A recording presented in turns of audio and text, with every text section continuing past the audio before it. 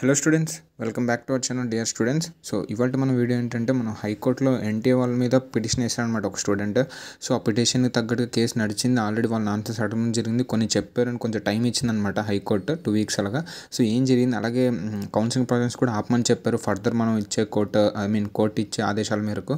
And ఇంకోటి ఏం mention చేశారంటే ఎక్కడైనా స్టేట్లో జరిగినా సరే కౌన్సిలింగ్ వాళ్ళకి సీట్ మాత్రం అలాట్ అవ్వకూడదు అని చెప్పి ఒక స్ట్రిక్ట్ వార్నింగ్ కూడా ఇచ్చారండి. సో ఇప్పుడు నేను ఒకసారి దాని గురించి ఎక్స్ప్లెయిన్ చేస్తాను జరిగింది. సో ఇక్కడ చూసుకోవచ్చండి మీరు, ఇది కూడా live.law.in ఇందులో మాకు తెలిసిందనమాట. సో ఇక్కడ చూడండి, the Calcutta high court has sought up response to the plea on question alleged irregularities while conducting 2024 NEET examination అండి. The matter was division by bench of the justices. వీళ్ళండి లాయర్స్ అపూర్వ సినారే ఇంకా కౌశిక్ చందన, వీళ్ళ లాయర్స్ అనమాట. The petitioner stated that some of the candidates, ఆ petitioner ఆ student ఎవడైతే ఉన్నాడో వాడు ఏమని పిటిషన్ పెట్టాడంటే అసలు స్టూడెంట్స్కి 718 మార్క్స్ అసలు ఎలా వస్తాయి, ఇంపాసిబుల్ మార్క్స్, మ్యాక్సిమం మార్క్స్ 720 అయితే అసలు ఇంపాసిబుల్ మార్క్స్ ఎలా వస్తాయని క్వశ్చన్ తోటి పిటిషన్ వేయడం జరిగిందండి. సో ఇక్కడ వాళ్ళు ఇచ్చిన ఆన్సర్ ఏంటంటే ఇక్కడ చెప్తున్నారు చూడండి, ఇంటే వాళ్ళు ఇచ్చిన answer, it was stated that the national testing agency short to justify awarding of such marks based on judgement passed by. Same ఇక్కడ కూడా అదే చెప్పాడండి, రెడ్ పిటిషన్ సివిల్ 2018లో జరిగింది, దాని ప్రకారం మేము ఇచ్చాము అని చెప్తున్నాడు. కానీ అది ఇక్కడెక్కడ అవైలబుల్, ఇక్కడ ఎలా అప్లికబుల్ అవుతుందని అదేం చెప్పలేదండి. అసలు ఇక్కడ కూడా దాన్ని అతికించాడు వాడు. మనం ఇలాగే ఇప్పుడు ఇక్కడ కలకత్తాలో ఒక కోర్టు పిటిషన్ వేయడం వల్ల వీడు ఇక్కడ ఇది ఎతికించాడు ఈ క్వశ్చన్కి. సో మనం అందరం ఒక్కొక్క స్టేట్లో ఒక్కొక్క దగ్గర పిటిషన్ వేస్తే మాత్రం వాడిలో అంత అది ప్రతి కోర్టుకి వెళ్ళి వాడు ఆన్సర్ చెప్పాల్సి ఉంటుంది అప్పుడు. సో అటెళ్ళి ఎక్కడ చోటు బయటపడతాడు వాడే. సో చూడండి వీళ్ళు ఏం చెప్పారంటే 2018 ప్రకారమే మేము ఆ గ్రేస్ మార్క్స్ ఇచ్చామని చెప్తున్నాడండి. ఆ తర్వాత ఇక్కడ చూడొచ్చు మీరు, it was stated that justification for such an exercise can not be decided without an affidavit from the national testing Agency. So అసలు అది మీరు ఎలా చేసుకుంటారు, అసలు స్టూడెంట్స్కి చెప్పకుండా కానీ ఆర్టికల్లో ఎక్కడ మెన్షన్ చేయకుండా మీ అంతటి మీరు అసలు ఎక్కడి నుంచి వచ్చింది రిజర్వేషన్ ఈ ప్రాసెస్ అయ్యేదని వీళ్ళు క్వశ్చన్ చేయడం జరిగిందనమాట. దీని గురించి మీ దగ్గర అసలు అఫిడేటివ్ ఉందా, అసలు మీరు పర్మిషన్ తీసుకున్నారు, అసలు దేని బేస్డ్ మీద మీరు పెట్టారు, అసలు మీ స్టేట్ సెంట్రల్ గవర్నమెంట్ ఎవరిని అడిగి ఏం చేసి ఏ డిసైడ్ చేసుకొని మీరు పెట్టాడు, దీని మీద మాకు అఫిడేటివ్ కావాలని క్వశ్చన్ చేసిందనమాట కోర్ట్ అనేది. సో అప్పుడు వీళ్ళు ఏం చెప్పారంటే according to the court called the NTA to file an affidavit within 10 days from the date and response to the.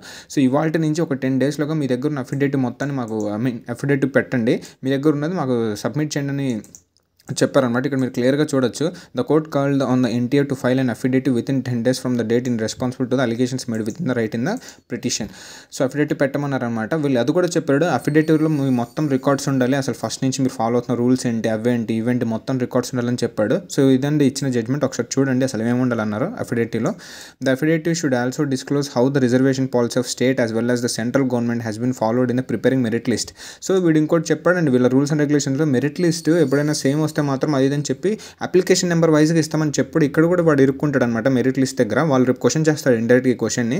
వీడు ఇదే చెప్తున్నాడు, ఇప్పుడు అఫిడేటివ్ ఉంది కదా, అసలు అందులో మీరు ఉండాలి, అసలు మీరు రిజర్వేషన్ పాలసీ ఎలా, స్టేట్ పాలసీ ఏంటి, లేదా సెంట్రల్ గవర్నమెంట్ కానీ అసలు ఎలా ఫాలో అవుతున్నారు ఒక మెరిట్ లిస్ట్ ఫాలో అయ్యేటప్పుడు అదంతా మాకు కావాలి అఫిడేటివ్లో అని చెప్తున్నారు. అట్ ద సేమ్ టైం మీరు ఇంకోటి చూడొచ్చు, ఇక్కడ చెప్పింది list this matter after 2 weeks under the same heading before the regular bench. So ఇది మేము 2 weeks టైం ఇస్తున్నాం మీకు, 2 weeks తర్వాత మళ్ళీ మేము దీన్ని తీసుకొస్తాం, దీని గురించి మాట్లాడదాము అని చెప్పారు. At the same time the national testing agency shall preserve the records pertaining to NEET యూజన్ అంటిల్ బిఫోర్ ఇదనమాట. సో ఇక్కడ చూడొచ్చు రికార్డ్స్ అవన్నీ ఏమేమైతే ఉన్నాయో అవన్నీ రికార్డ్స్తో సహా ఇక్కడ సబ్మిట్ చేయమని చెప్తున్నారండి. అట్ ద సేమ్ టైం మీరు ఇక్కడ కింద చూడొచ్చు, the outcome of the counselling process shall be abide by the result of written petition the court stated. మా కోర్టు నుంచి మీకు ఏదైనా ఆదేశం వచ్చేంత వరకు మీరు కౌన్సిలింగ్ ప్రాసెస్ని కాసేపు ఆపాలి, పెండింగ్లో పెట్టాలని ఇక్కడ క్లియర్ కట్గా మెన్షన్ చేశారు.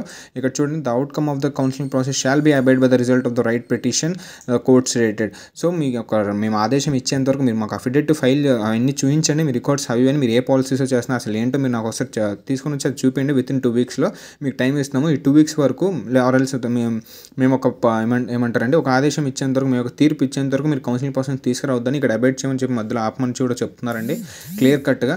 సో ఇక్కడ మీకు నేను ఈ యొక్క కాపీ ఏదైతే ఉందో దీన్ని కూడా మేము డౌన్లోడ్ చేసి పెట్టామన్నమాట. సో మీకు ఒకసారి నేను చూపిస్తాను ఆ పిటిషన్ ఏంటి ఇదేంటంటే మీరు ఇక్కడ క్లియర్ కట్ చూసుకోవచ్చు. ఈ డేట్ ఇవి కూడా చూసుకోవచ్చు అండి. నిన్నే వేశారు 6/6/2024 in the high court at Kolkata constitutional right judge ఏంటండి జురిస్డిక్షన్ ఇది ఉంది సంథింగ్ అఫిడేటివ్ సైడ్ అనమాట. సో ఇది చూడండి, ఇది మామూలుగా అయితే ఎవరికి అర్థం కాదు ఇది, బట్ ఏంటంటే మేము మా దగ్గర తెలిసిన ఫ్యామిలీ లాయర్ని కన్సల్ట్ అయ్యి వాళ్ళని కనుక్కుంటే వాళ్ళు ఎక్స్ప్లెయిన్ చేసిన దాన్ని బట్టి మాకు ఇది ఒక వెబ్సైట్ ఇది చెప్పారండి.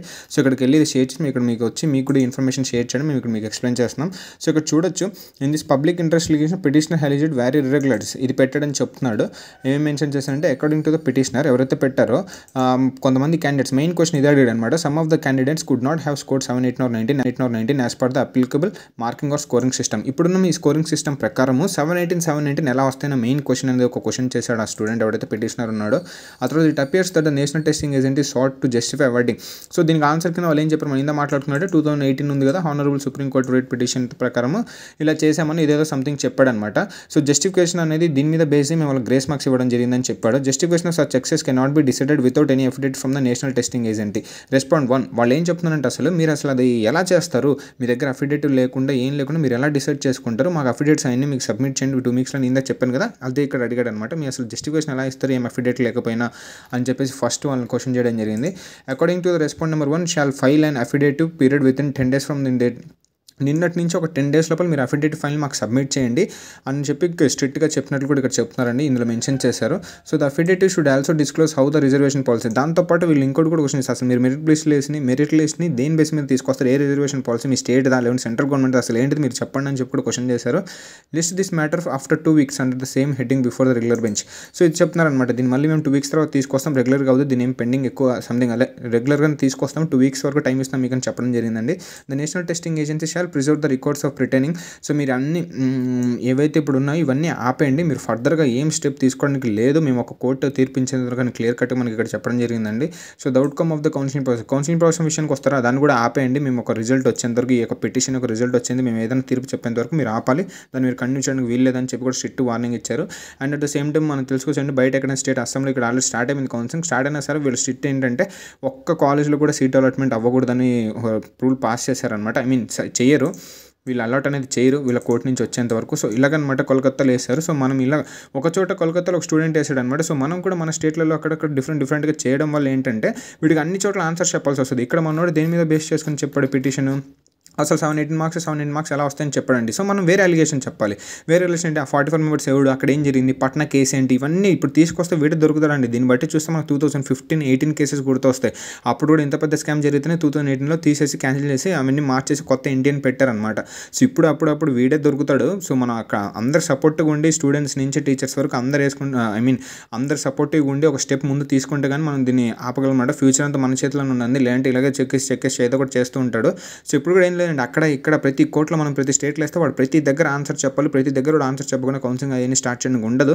సో అప్పుడు వాడే దొరికేస్తాడు, లేదంటే రీవెరిఫికేషన్ ఏదో ఒకటి పెడతాడు, రీనీట్ ఏదో ఒకటి పెడతాడండి. సో మనం మాత్రం గివప్ అనేది ఇవ్వకుండా మీకు తెలిసిన ఎవరైనా లాయర్ ఉంటే పట్టుకుని వెళ్ళి పిటిషన్ మాత్రం పక్కా చేయండి, ఇది చాలా యూస్ఫుల్, వాళ్ళ స్కామ్ బయటపడాల్సిందే. ఇదండి వాళ్ళకి ఈ కాపీ యొక్క లింక్, ఇంకా ఈ ఆర్టికల్ లింక్ మేము డిస్క్రిప్షన్లో పెడతాను, ఒకసారి చదవండి. అట్ ద సేమ్ టైం వీడియోని మీ ఫ్రెండ్స్ ఫ్యామిలీస్ అందరికి షేర్ చేయండి, సో దట్ చాలామందికి న్యూస్ తెలుస్తుంది, వాళ్ళు కూడా స్టెప్ తీసుకుంటున్నారు నార్త్లో అక్కడ ఇక్కడ అని, మనకు కూడా ఒక స్టెప్ ముందు తీసుకుంటారనే ఉద్దేశంతో ఇది పెడుతున్నానండి. సో ఇదండి వాళ్ళకి, థ్యాంక్ యూ అండి.